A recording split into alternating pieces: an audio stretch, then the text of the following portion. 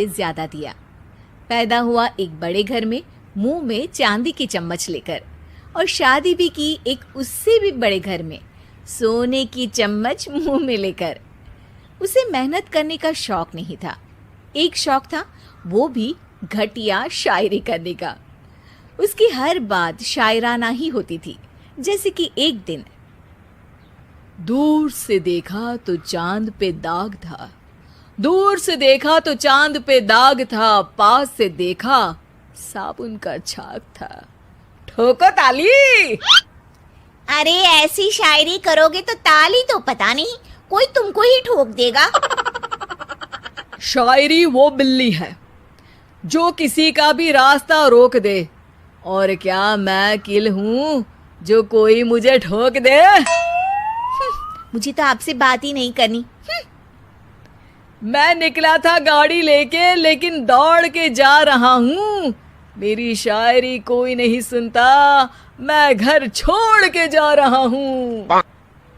धीरे बोलिए जी, mummy papa को पता चल जाएगा तो तुमको सच में तुम्हारे मायके भेज देंगे। सस्ते साबुन से मेरी कॉलर चमकी नहीं, सच में चला जाऊंगा, मेरी बात कोई धमकी नहीं। अगर शायरी ही सुनानी है तो सुनाओ, लेकिन कोई काम धंधा भी तो करो। मेरे पिताजी के पास बहुत पैसा है, तो घर जमाई बन के खा रहे हो, और कल जा रहे हो ना अपने मायके, तो आज ही चले जाओ मेरी बला से। हमें तो अपनों ने लूटा, गैरों में कहाँ दम था हमें। अरे चुप हो जाओ, तुमको मिर्जा गालिब की कसम। अरे जाना है तो जाओ, लेकिन पहले मेरे मम्मी पापा से मिलकर जाओ, वरना वो क्या सोचेंगे। लेकिन विकी अकेले ही अपनी कार लेकर अपने मायके यानी कि अपने खुद के घर पहुंच जाता है। अरे बेटा, तू अचानक, बहू कैसी है? अरे माँ, बहू तो बिल्कुल बदल गई है, मुर्गी हाथ से निकल गई है। अरे क्या हुआ बेटा?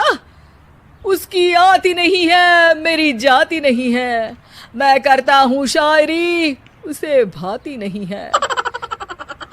मेरे पास उसका फोन आया था बेटा, सही कह रही है वो। तुमको काम करना चाहिए, तभी तो इज्जत मिलेगी। घर जमाई बनके सास ससुर के पैसों पर कब तक ऐश उड़ाते रहोगे? मेरी जिंदगी में हर तरफ से उंगली हो रही है, फोन पर मेरी चुगली हो रही है। अरे चुगली नहीं कर रही थी बहू, वो तेरा भला चाहती है बेटा। सूखे हुए कपड़े को भी गीला कह रहे हैं लोग, चुगली करने को मेरा भला कह रहे हैं लोग। ठोको ताली। ये सुन के माँ अपने हाथ से अपना सर पीट लेती है। अरे माँ, ताली की जगह माथा क्यों ठोक रही हो? बेटा तू ना आराम कर, तेरे पिताजी भी आने वाले हैं, खाना लगा देती हूँ।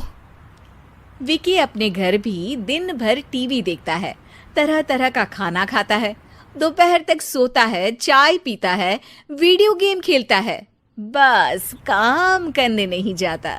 घर में नौकर चाकर है तो बिस्तर से हिलने तक की जरूरत नहीं पड़ती। कई बार तो विकी अपने नौकरों को बिठाकर शायरी सुनाता रहता। कब जाओगे बेटा? अरे कैसी बात कर रहे हैं डैडी, क्या आप मेरे फादर नहीं? आप मुझे भगाना चाहते हैं क्या? ये मेरा घर नहीं। अरे नहीं बेटा, तुम्हारा ही घर है। हम तो चाहते थे कि तुम यहीं रहो और मेरा काम आगे बढ़ाओ, लेकिन तुम ही चले गए घर जमाई बनने। अरे मेहनत तो गधे भी करते हैं, मैं अच्छी किस्मत लेके पैदा हुआ हूँ, मैं घर जमाई हूँ, ससुराल का फूल गेंदा हुआ हूँ। ठोको ताली। पिताजी और माँ सच में ताली बजा देते हैं। ऐसा पहली बार होता है जब विकी की शायरी पर किसी ने ताली बजाई हो। अरे आप लोग सच में ताली बजा रहे हैं?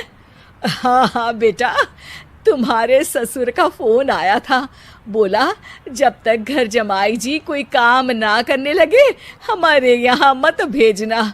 अब तू तो काम करने से रहा और तुझे रहना भी है हमारे घर में ही, करेगा भी शायरी ही, और बार बार ठोको ताली बोलेगा तो आदत डाल ही लेते हैं ताली ठोकने की।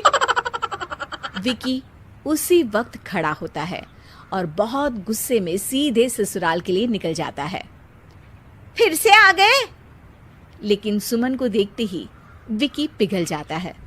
अब सुमन, आई एम सॉरी, आज से ना मैं सिर्फ शायरी ही नहीं बल्कि काम भी करूँगा।